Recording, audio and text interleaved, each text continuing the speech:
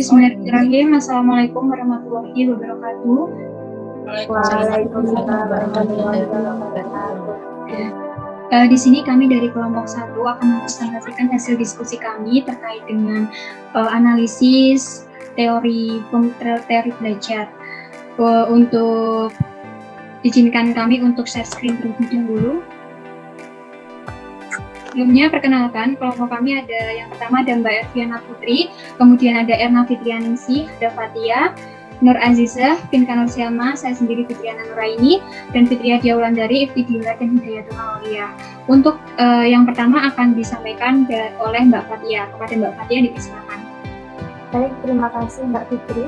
Di sini saya akan menyampaikan terkait kegiatan pembelajaran yang telah kita buat, yaitu pada kelas 5, tema 6, subtema 2. Nah, di sini bisa dilihat bahwa kami mengambil pembelajaran ketika yang memuat pembelajaran bahasa Indonesia, IPS, dan PKN.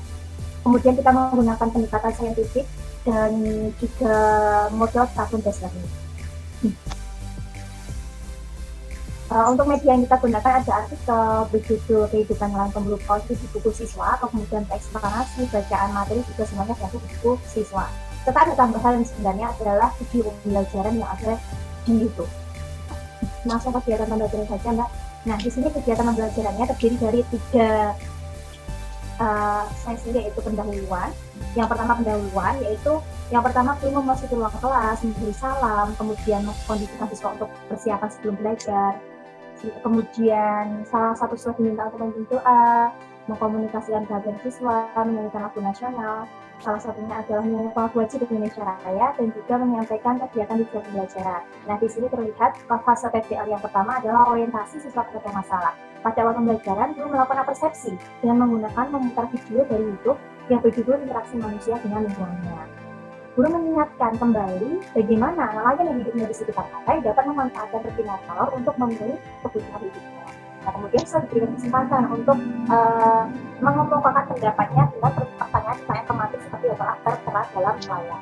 Nah, fase yang kedua adalah mengorganisasikan siswa untuk belajar. Siswa diminta untuk membaca artikel yang berjudul Kehidupan Nelayan Pemburu Paus, kemudian diminta untuk menggarisbawahi informasi penting yang dia akan. Kemudian, guru menjelaskan bahwa teks yang telah dibaca siswa tadi merupakan salah satu teks eksplanasi. Selanjutnya, siswa diminta untuk membaca teks yang berjudul Festival Mangga Tradisional di Pantai Malo.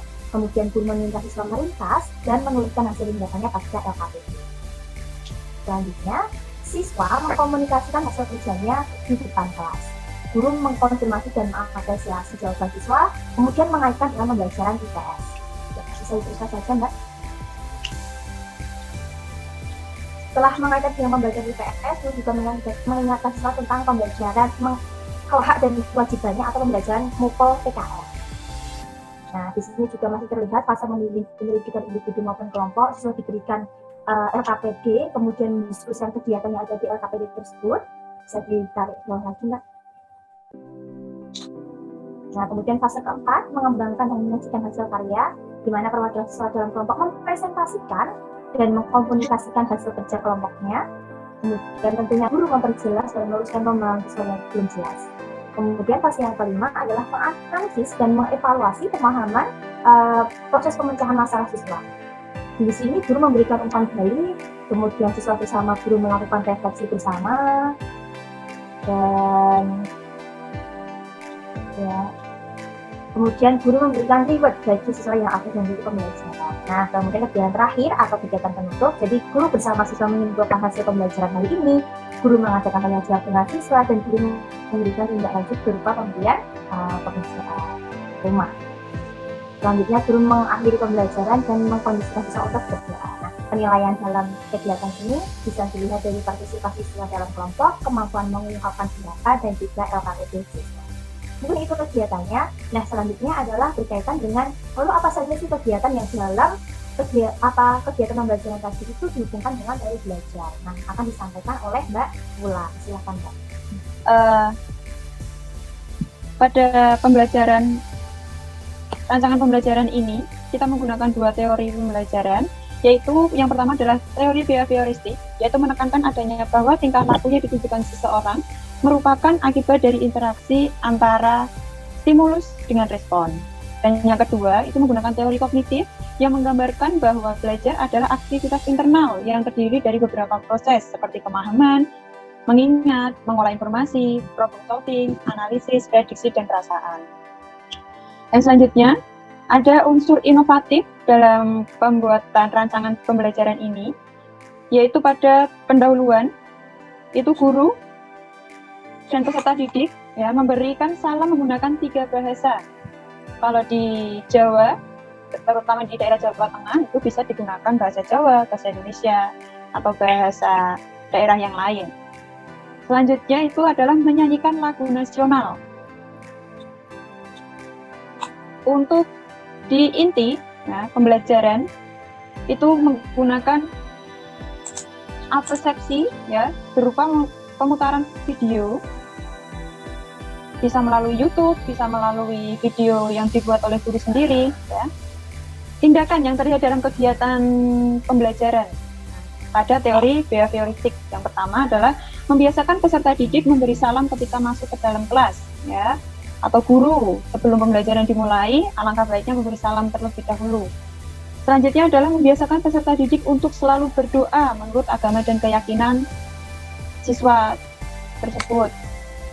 Yang selanjutnya adalah melibatkan siswa dalam berbagai kegiatan, entah itu kegiatan presentasi atau observasi mengenai pembelajaran dan lain-lain. Selanjutnya, ada kegiatan guru bertanya jawab dengan murid tentang apa yang telah dipelajari. Ya. Atau bisa juga siswa dengan siswa, tutor sebaya yang bisa dilakukan oleh peserta didik. Guru mendorong untuk berdiskusi berdasarkan apa yang telah diajarkan. Nah, di situ akan terjadi interaksi antara siswa dengan siswa, peserta didik dengan peserta didik yang lain. Selanjutnya adalah tindakan dari teori kognitif. Yang pertama itu siswa menjelaskan di depan kelas dan mengajak siswa lainnya untuk mengajukan pertanyaan. Itu adalah kegiatan demonstrasi ya, atau mempresentasikan di depan kelas. Nah, selanjutnya adalah guru memberikan hadiah kepada siswa yang aktif dalam pembelajaran. Nah, pemberian hadiah atau reward ini tidak harus berupa hadiah yang bernilai ya, bernilai rupiah dan lain sebagainya, tapi bisa juga dengan memberikan tepuk tangan, terus bintang untuk kegiatan yang telah dicapai oleh peserta didik. Selanjutnya terkait dengan kasus yang ada, terus bagaimana kita sebagai guru untuk cara mengatasinya.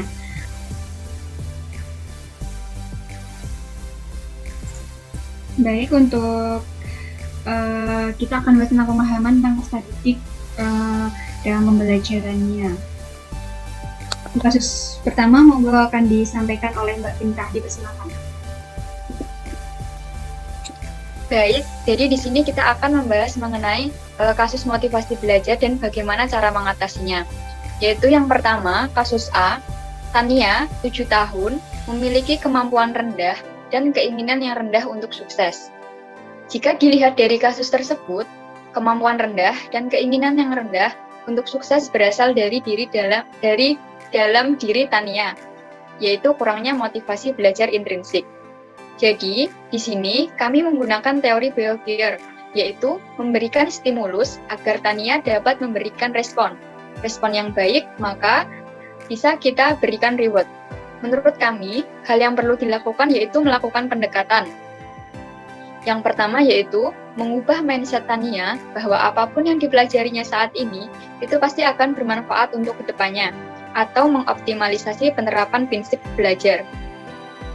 Belajar akan bermakna apabila Tania memiliki tujuan belajar yang jelas.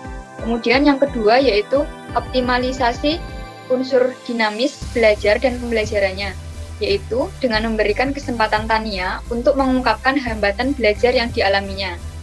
Yang ketiga yaitu optimalisasi pemanfaatan pengalaman, yaitu dengan menghargai pengalaman dan kemampuan Tania untuk belajar. Karena di usia Tania ini masih banyak kemampuan yang masih perlu digali dan dikembangkan. Sehingga dari hal ini diharapkan Tania akan memiliki pengembangan cita-cita dan aspirasi belajar untuk sukses. Selanjutnya, Untuk yang 3B, kasusnya Samuel berumur 10 tahun yang bekerja keras untuk menjaga harga dirinya pada tingkat tinggi tetapi memiliki rasa takut akan gagal yang kuat. Untuk meningkatkan motivasi Samuel, kita harus memberikan pemahaman kepada Samuel bahwa rasa takut akan sesuatu kegagalan itu pasti dirasakan setiap orang dan rasa takut akan kegagalan itu harus sedikit demi sedikit dihilangkan. Misalnya, Samuel ketika semester ganjil kemarin mendapatkan peringkat 1. Kemudian pada semester 2, Samuel merasa takut dan malu jika tidak bisa mendapatkan peringkat 1 lagi. Jangan jadikan rasa khawatir dan rasa takut itu menjadikan beban. Supaya bisa tetap meraih peringkat 1, maka Samuel harus lebih giat lagi dalam belajarnya dan merasa yakin bahwa dia akan mendapatkan nilai yang bagus selama pelaksanaan pembelajaran di semester genap ini dan tetap akan mendapatkan peringkat 1 kembali. Seperti itu. Selanjutnya bisa dilanjutkan oleh Mbak Erna. Ya, untuk kasus yang C yaitu ada Sandra, 13 tahun, yang tenang di kelas dan meremehkan keterampilan mereka. Cara yang bisa dilakukan untuk memotivasi anak yaitu dengan upaya experiential learning, di mana kita bisa mempengaruhi cara berpikir siswa, sikap dan nilai, persepsi dan perilaku siswa. Misalnya dengan tidak meremehkan keterampilan orang lain, menghargai keterampilan orang lain, memberikan pemahaman bahwa setiap individu memiliki keterampilan yang berbeda-beda. Seorang pelajar harus mengembangkan sebuah konsep tentang apakah berbuat baik kepada orang lain, bagaimana sikap yang baik kepada teman atau orang lain, dan bagaimana mewujudkan sikap baik kepada teman atau orang lain dalam bentuk perilakunya. Baik, untuk selanjutnya bisa dilanjutkan oleh Mbak Alia. Kasus yang terakhir yaitu dari Robert, umurnya 16 tahun, yang menunjukkan sedikit minat di sekolah dan dia tinggal bersama dengan bibinya, sedangkan orang tuanya tidak bisa dihubungi.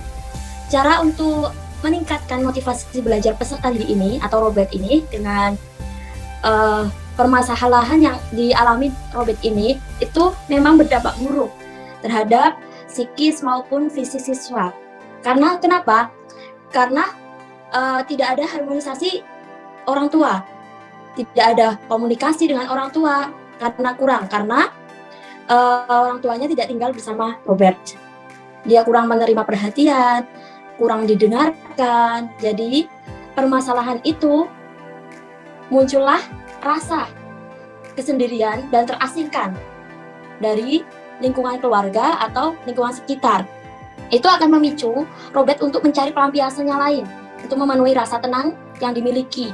Pada akhirnya, hal tersebut mempengaruhi akademik yang mengakibatkan penurunan nilai dan motivasi belajar Robert. Untuk meningkatkan motivasi belajar Robert, guru memiliki peran penting untuk ini. Yang pertama yang dilakukan yaitu dengan mendekatkan diri dengan Robert secara halus dan berbicara dari hati ke hati.